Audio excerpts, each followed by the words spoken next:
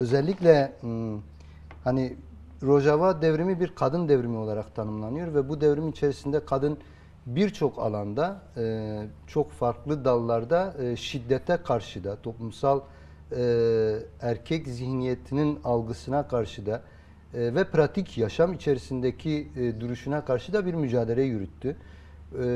Bu devrim içerisindeki bu mücadelenin geldiği düzey nedir? Özellikle günümüz açısından nasıl, yani devrimin bu alandaki yansımalarını nasıl görebiliriz? Evet, kadına dönük şiddeti aslında ele alırken belki birçok boyutuyla ele almak gerek. Geniş bir konu. Şu an aslında belki bölge açısından da böyle Orta Doğu'yu da belki biraz daha fazla kapsayan bir boyut şiddet. Dünya genelinde de şu an yaygınca aslında gündemde olan bir konu. İki çizgi beliriyor yani bu anlamda. Şiddete karşı mücadele, şiddete karşı dayanışma, kadınların dayanışması, toplumların dayanışması, halkların dayanışması ve aynı zamanda şiddeti daha fazla körükleyen, derinleştiren bir zihniyet ya da bir sistem olgusundan bahsetmek gerek. Şimdi bir kere Rojava devrimi kadın devrimi olarak kendini tanımladı. Kapitalist modernitenin bölgede hakim kılmak istediği şiddet olgusunu ya da işte var olan sistemin aslında biraz da ezberlerini bozan bir şey diyelim, bir devrim oldu. Hangi ezberleri bozdu, bunlara bakmak gerek. Mesela toplum şimdiye kadar ulus devlet temelinde biçim alıyordu. Bu ulus devletin ayakları vardı, işte bir cinsiyetçilik en derinleşmiş haliyle. Kodlamalar vardı topluma yedirilen. Kadın namus olgusu üzerinden ele alınır. Kadın sadece eve aittir, aileye aittir. Sadece işte çocuk yapabilir ya da işte ne bileyim ev işleriyle uğraşabilir. Çok fazlasıyla bir kısır döngü içerisinde kadını ele alan, aslında kadın kimliğini tanımayan, kadını varlık olarak bile kabul etmeyen bir şey var. Böyle ulus devlet üzerinden özellikle Suriye'de mesela Rojava'ya dayatılan bir zihniyet vardı. Tabii ki yani bu devletin dayatmaları yanında toplumun bir de kendi bir geleneği var. Bu da demokratik altyapısı var. Yani aslında nasıl diyelim, doğal toplumdan gelen bir şey. Yani annelerimizden biliyoruz, nenelerimizden biliyoruz. Mesela her ne kadar şiddet içerisinde ya da devletin dayatmış olduğu sistemle şiddete kodlanmış olsalar da ama yine de mesela bir at başı giden doğal toplumun kalıntıları var yani. Şimdi Rojava'da da aslında bu yaşanıyordu ve hala da çok güçlü bu.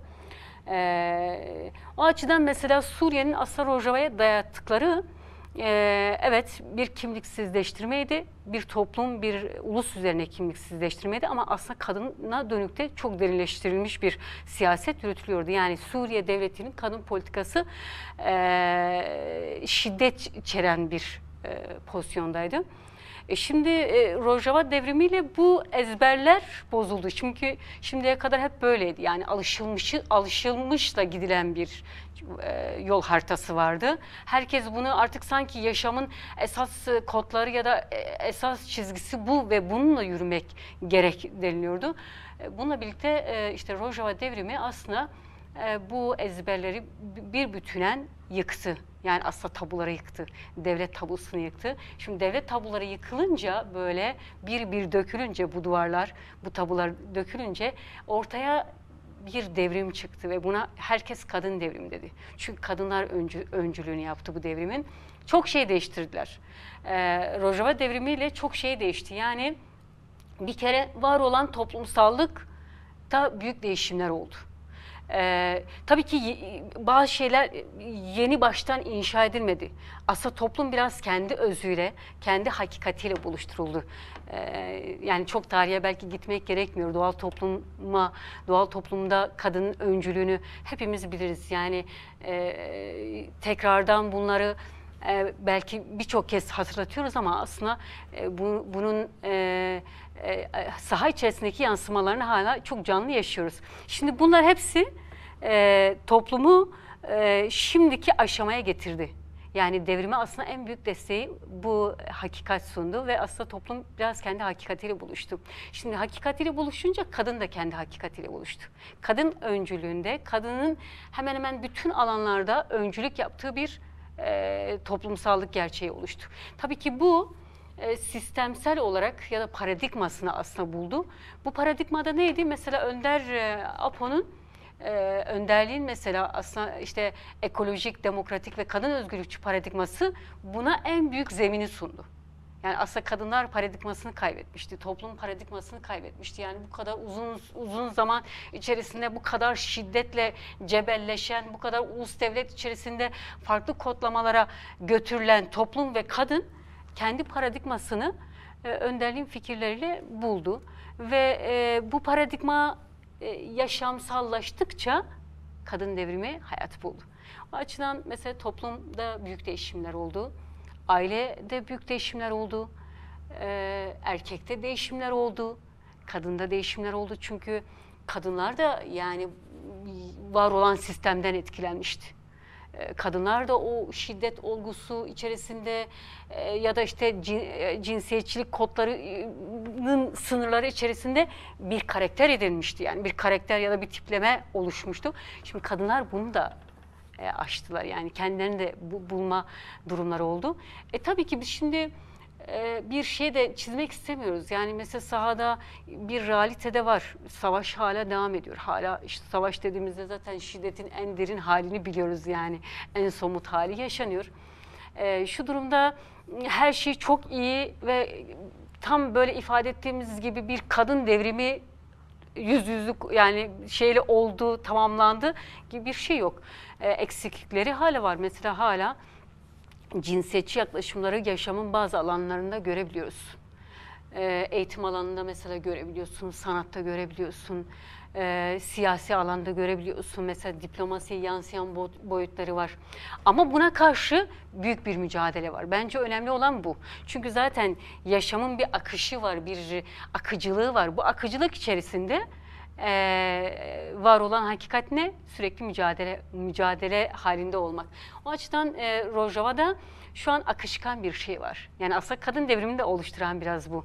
Hep böyle bir enerji var. Hep böyle akan ve yenileyen, yenilik oluşturan, farklılıkları bir araya getiren, farklılıkları bir arada yaşamaya çeken böyle bir değişim ve dönüşüm var.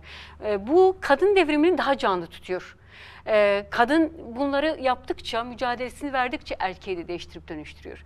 Şimdi mesela eğitim alanında da bir sürü erkekler eğitim görüyorlar, değişip dönüşüyorlar. Öz eleştirilerini vermek istiyorlar aslında biraz. Erkekler şu an bu pozisyona çekiliyor. Bence çok önemli. Örneği var mesela işte bu yanılmıyorsam geçen yıl mıydı, önceki yıl mıydı Halep'te bir de Kobani'de erkekler yürüdü. Kadına şiddete karşı erkekler yürüyüş yaptı ve bu dünyada bir ilktir yani. Yani dünyanın başka hiçbir yerinde erkekler ki o kadar kendisini demokrat gösteren erkekler bile kadına şiddet için bir araya gelip yürümemiştir yani. Ya da herhangi bir etkinlik, herhangi bir eylemlikte bulunmamıştır. Ama mesela Rojava gerçekliğinde bu oldu. Bence bu çok önemli bir aşama. Tabii ki daha çok detay var. Dediğim gibi yani biz öyle kadın devrimi diyoruz ve her şeyle tam bir kadın devrimi oldu, bitti ve artık sonuçlarıyla tartışıyoruz gibi bir durum yok zaten. Yaşam alanında, yaşama yansıyan, yaşamın detaylarında hala süren bir mücadele var. Bu aile içinde de böyle, toplumun hemen hemen bütün aşamalarında da sürüyor. Yani Evet. belki ilk aşamada bunu söyleyebiliriz. Bunların sonuçlarını biz nerede görüyoruz? Mesela Rojava'nın şiddet çetelerinde düşüşler var. Mesela yıl biz mesela alıyoruz, topluyoruz bunları. Bakıyoruz yani mesela şey var. Mesela şiddette diğer yerlere oranla azalma var. Şimdi bunun sonucu. Tabii ki eğitime giden erkekleri evet biz de bir iki kere gözlemledik, hatta haberlerini de yaptık.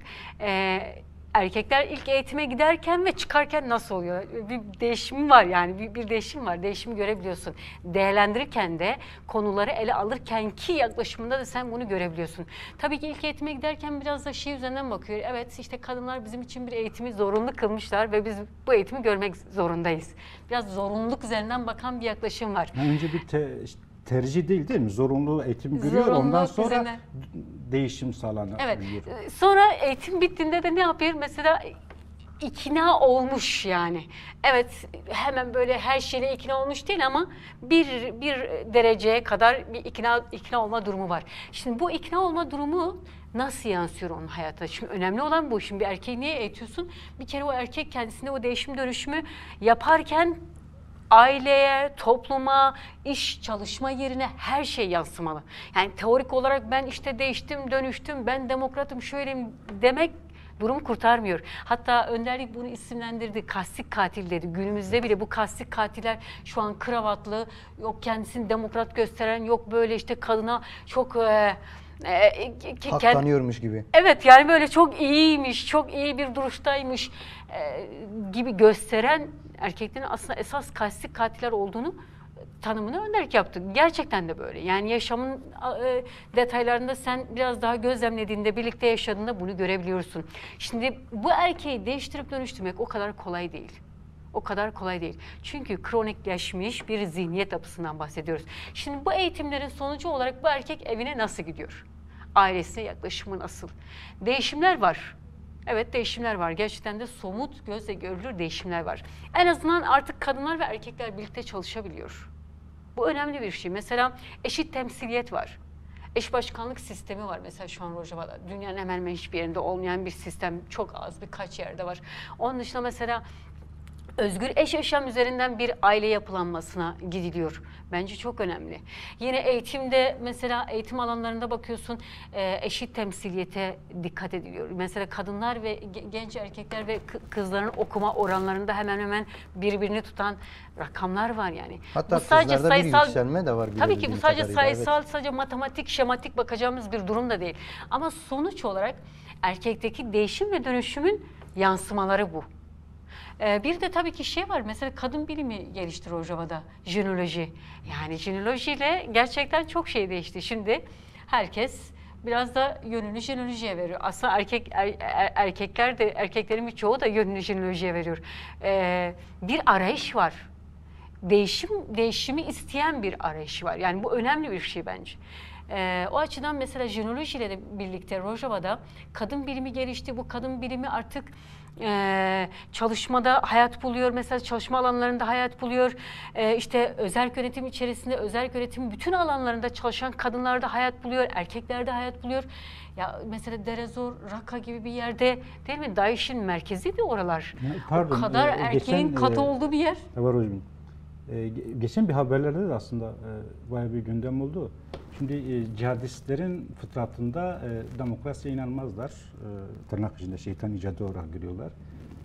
Kadın haklarına zaten karşıdırlar. Evet. İşte bir genelge çıkartmışlar. Asayiş ya da polis, trafik polisinde kadınlar başvuru yapıp orada da şey yapabilirler. Yani büyük ihtimalle kadın hareketinden, Rojava kadın devriminden etkilendiğini ben düşünüyorum. Yani belki politik olabilir, işte biz de şey yapabiliriz ama etkileyebiliyor eğer yaratılan bir kurumsallaşma ya da kadın endeksli yaratılan, kadına özgürlüğüne dayalı bir sistemse etrafındaki en radikal cihadistleri dahi etkileyebiliyor o anlamda. Yani evet, oluşan bir savunma çizgisi var. Kadınlar bunda somut yer alıyor. Ama ben etkilenmeyi değil de şu an mesela kapitalist modernite ne yapıyor? Kadın mücadelesine karşı militarist bir yaklaşım geliştirdi. Mesela şu an Orta Doğu'nun bazı ülkelerinde de bunu yapıyor. Ya Sudan gibi bir yerde her gün bu kadar kadının katledildiği, tecavüze uğradığı bir yerde, erkek şiddetinin bu kadar merkezde olduğu bir yerde, mesela biz bundan önce orada gelen bazı haberlerde gördük. Kadınları ordunun bazı yerlerine yerleştirmek istiyorlar. Ama şimdi bu kadını orduya alıp da yani sadece savunma mekanizması içerisinde tutma değil yani. Bir kere senin kadını eğer o orduya alacaksan niye bu kadar şiddet uyguluyorsun? Niye bu kadar katlediyorsun? Niye bu kadar tecavüze göz yumuyorsun? Ya da bu kadar tecavüzü kendin yapıyorsun? Yani şimdi böyle bir tezat durum var. Aslında geliştirilmek istenen şey ne? Militarist bir çizgidir. Yani kadınları Rojava devriminde kadınlar savunmada aktif yer aldı.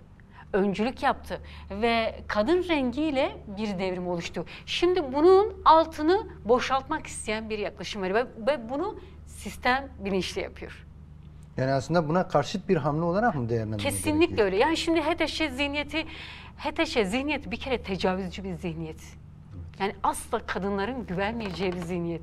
Asla kadınların birlikte oturmayacağı, birlikte konuşmayacağı, bu var olan zihniyetle asla bir araya gelmeyeceği bir pozisyondalar. Şimdi onların kadınları asayiş güçlerine, polis gücüne alması kadınlara bir lütuf değildir yani. Yani bir öz savunma mantığı olmuyor. Kesinlikle kadın kadınları açısından. biraz daha fazla işte şey getiriyorlar ya, işte bak Rojava'da kadınlar bunu yaptı, biz de böyle yapıyoruz, bak biz de işte yapabiliriz. Ama yani aynı zihniyet değil ki, aynı bakış açısı değil. Bir kere kadını kabul etmiyor. Kadını günah görüyor. Fetvalar veriliyor mesela, değil mi? Fetvalar veriliyor, deniliyor ki kadınlar işte yani günahtır. Kadının varlığı baştan sona kadar bedensel, ruhsal, psikolojik, fikri günahtır yani. Yani böyle görüyor. Şimdi böyle gören bir zihniyet kadına o yaklaşımıyla çok iyi niyetli, yani o yaklaşımın biz çok öyle iyi niyetli bakamayız yani. O Evet. mümkün değil. Ama yani demek istediğim şey ne? Mesela Rakka DAEŞ'in bir zamanlar merkeziydi, değil Başkentiydi. mi? Başkentiydi. Evet. Örgütlendiği bir alandı. Hala mesela Rakka'nın bazı bölgelerinde DAEŞ hücreleri var ve saldırılar da yapıyorlar. Şimdi böylesi bir yerde jinoloji çalışmaları gelişti. Böylesi bir yerde kadın devrimi, değil mi, şimdi filizleniyor. Oradaki Erkek kadınlar, devreleri de açıldı bilebildiğim kadarıyla Rakka'da. Evet, bir de Arap erkekleri de şu an Evet. çok ilgili Rakka- eğitime. Evet. Evet, çok Rakka'da ilgili. açılmış. Tabii ki mesela şimdi o kadar katı bir şey var ki, muhafazakarlık var ki, o kadar katı ki, o kadar kalıplaşmış bir dincilik var ki, şimdi bunu kırıp ben kendimi değiştirip dönüştürmek istiyorum, ben de bu eğitime katılayım demek bence bir devrim. Evet. Bence öncelikle bu bir devrim. Kesinlikle Şimdiki devrim oldu. sonraki aşamaları tabii ki daha başka ama bence bu kendi başına bir devrim. O açıdan mesela Rakka ve Dere Zor alanlarındaki gelişmeleri bence küçümsememek gerek. Çok önemli bir ivme kazandırdı özerk yönetime. Rojava devrimine çok önemli bir gelişim kaydetti. Bir de aslında şeyi de getirdi ya, mesela işte halklar bir arada yaşayabilir. Kadınlar zaten onu aştı. Ama halklar açısından, uluslar açısından bu biraz sıkıntıydı. Bence kadınlar bu konuda da bir öncülük yaptı. Yani kadınların biraz böyle bir yaklaşım var. Belki duygusal, fikri ya da her boyutuyla aslında biraz da birbirimizi çektiğimiz bir yan var. Bizde ulus kimliği sonra gelir kadınlar için. Hepimizde böyle, biz bütün kadınlarda biraz bu daha ağır basar. Yani o kadın kimliği daha fazla öndedir. Birbirini hissetme, birbiriyle dayanışmadaki o kadın kimliği daha ön plandadır. Ulus kimliği sonradan gelir. Bence kadınlar o ulusların bir araya gelip bir arada yaşaması açısından da önemli bir öncülük yaptılar. Bunu Rakka'da daha somut insan görebiliyor. Belki Rojava'nın diğer bölgeleri ağırlıkta Kürtler, Araplar, Suriyeliler, Ermeniler de var tabii ki ama çoğunlukla Kürtler. Biraz daha görünen bir ulus kimliği var.